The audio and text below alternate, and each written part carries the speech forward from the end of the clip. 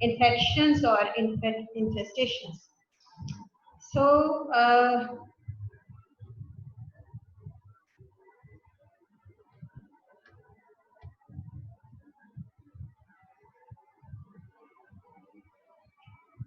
these drugs may act locally in the intestinal lumen, or these drugs may act systemically.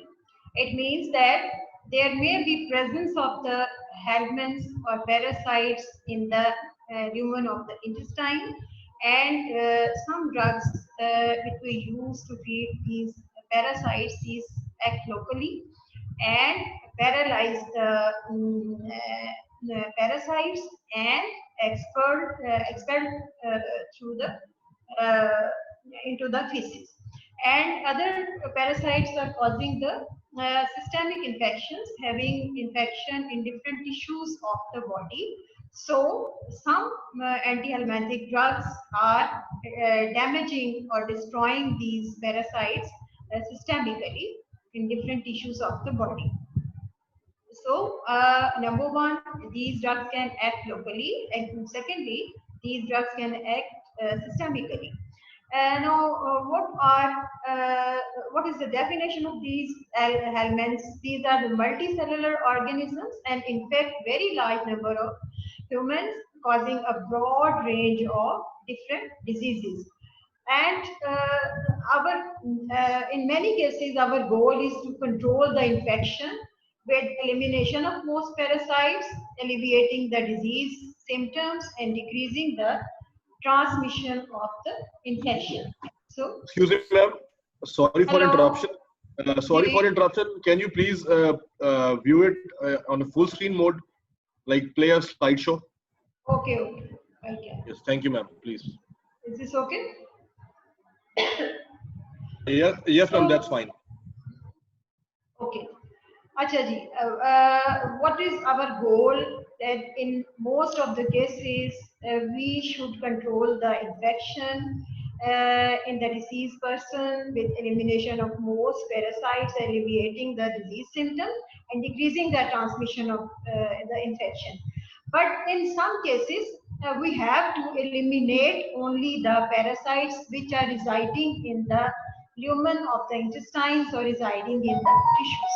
So, all these goals can be achieved with the help of these anti-helminthic drugs. Now, there are three types of helminth infections. Number one, tapeworm. These infections are also called, these tapeworms are also called cestodes.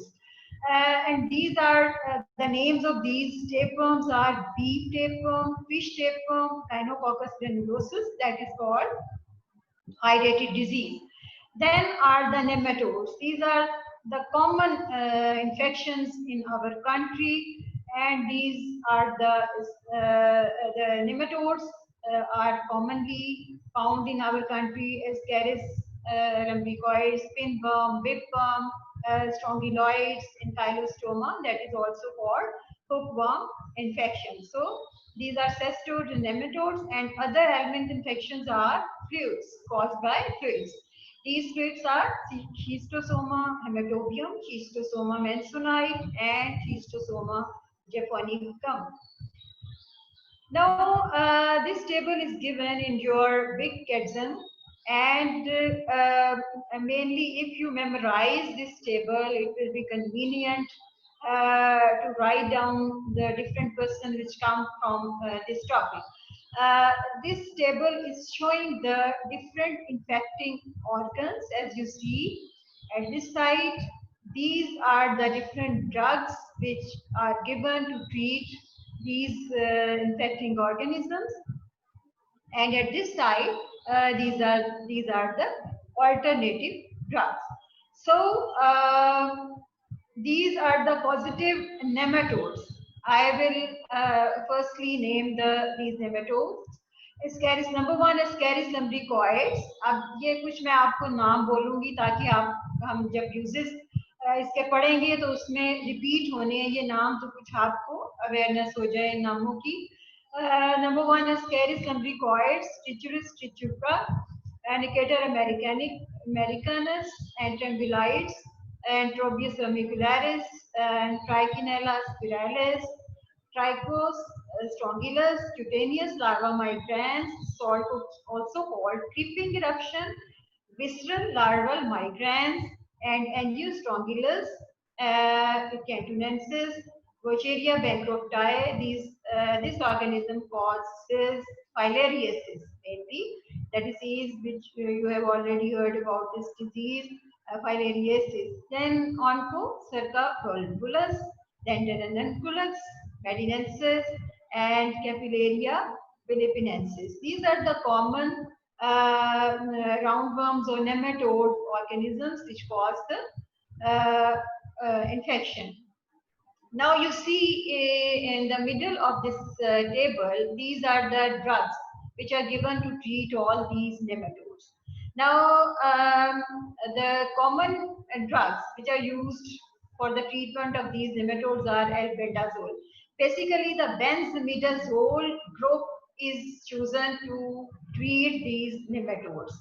And among this group, the common drugs which are used for this infection is albendazole, bendazole, and other are the parental palmoate, ivermectin, and metronidazole. So we will discuss the common drugs which are used to treat these nematode infections. So these are the alternative drugs. If you cannot give these agents which are used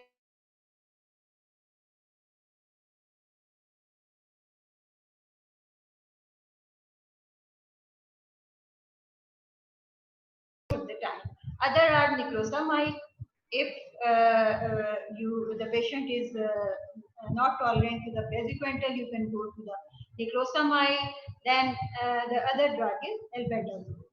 So this is the side where the other drugs which can be given to treat these tapeworm infections.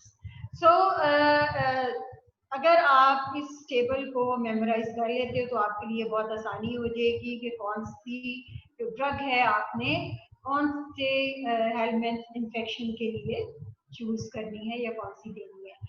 So medically important intestinal nematodes which are responsive to the drug therapy are the commonly जो आप देखते हैं जिनको हम medically treat करते हैं जिन infections वो हैं enterobius vermicularis, that is pinworm infection, trichura whipworm infection, Ascaris lumbricoides roundworm infection, and ankylostoma indicator species. These are the hookworm infections, and strongyloides stercoralis, that is threadworm. So these are the intestinal nematodes which are responsive to our different drug therapies. These are the these are common tissue nematodes which are responsive to drug therapy. These are the ankylostoma species which causes the cutaneous larva migrans infection. And other species of Ranunculus onchocerca and Toxocara Vaucheria bancrofti, which causes filariasis. So these are the tissue nematodes which are responsive to different drug therapies. These are the medically important trematodes. These are Schistosoma species, Clonorchis sinensis, and Paragonimus westermani. So these are the commonly found trematodes infections. Now, medically important cestodes are Taenia saginata, Taenia solium, Diaphyllobothrium latum, Gynococcus granulosus. These are the important cestode infections which have to be treated commonly. Now, this is important slide, and please remember this slide. This slide is showing the main points which you have to remember. Number one, the different mechanism of actions of these antihelminthic drugs. Which are these mechanisms? These drugs may act by causing number one, paralysis of the worm, secondly, damaging the worm leading to partial digestion or rejection by immune mechanisms, and thirdly, interference with the metabolism of the worm. So we will discuss one by one these mechanisms in further slides. Then the contraindications which you have to remember for each drug. Which are these contraindications? Number one, pregnancy. You should not give these drugs to the pregnant lady. Be careful in the pregnant lady. So, number one contraindication is pregnancy. Secondly, children under 2 years of age. जो बच्चा 2 साल से कम as का है, आपने ये drugs इस बच्चे को नहीं देनी. Thirdly, liver disease. So these are the main contraindication which you have to observe while giving these antihelminthic drugs. Another point which you have to remember is that these the azole group, which is given to treat the different nematode infection. This azole group is enzyme inhibitor. जैसे आपने general pharmacology में पहले पढ़ा था, enzyme inhibitors और enzyme inducers कौन से होते हैं, आपने नाम भी याद किए थे. तो एंजाइम इनहिबिटर क्या होते हैं? जो P450 सिस्टम एंजाइम्स जो आइसोजाइम्स होते हैं उनकी सिंथेसिस को इनहिबिट करते हैं enzyme inhibitors. So remember, these azoles are enzyme inhibitors. So if the patient is taking other drugs along with these azoles, there will be drug interactions. So be careful while giving these azoles in a patient who is already taking other drugs for the treatment of other diseases. Now we will discuss some drugs one by one. Number one drug is albendazole. Basically, it belongs to the benzimidazole group. Benzimidazole, इसमें different drugs आती हैं like albendazole, mebendazole, thiabendazole, जो commonly use होती हैं helminth infections के लिए. तो इनको हम थोड़ा discuss करेंगे. Now, albendazole is broad spectrum oral antihelminthic. इसको tablet form में देते हैं patient को, और wide range of helminth infections are treated by this albendazole. Mechanism of action क्या है इसका? Mechanism of action इसका जो है वो basically ये albendazole inhibit करता है microtubule synthesis. Microtubule is part of the parasite helminth, which is formed by the alpha and beta tubulin. So mainly albendazole is binding with the beta tubulin and inhibiting the synthesis of the microtubules. ठीक है. Other mechanisms क्या है इसके? Inhibition of mitochondrial fumarate reductase and reduced glucose transport and uncoupling of oxidative phosphorylation. यानी as whole आप देखें तो basic जो मैकेनिज्म है वो ये है, और अदर मैकेनिज्म जो पार्ट प्ले कर रहे हैं वो है secondly mitochondrial fumarate reductase inhibition,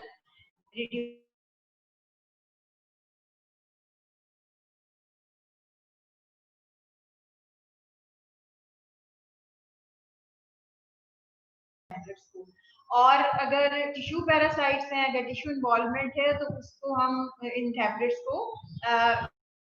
देंगे क्योंकि फैटी मील के साथ इसकी एब्जॉर्प्शन अच्छी होगी.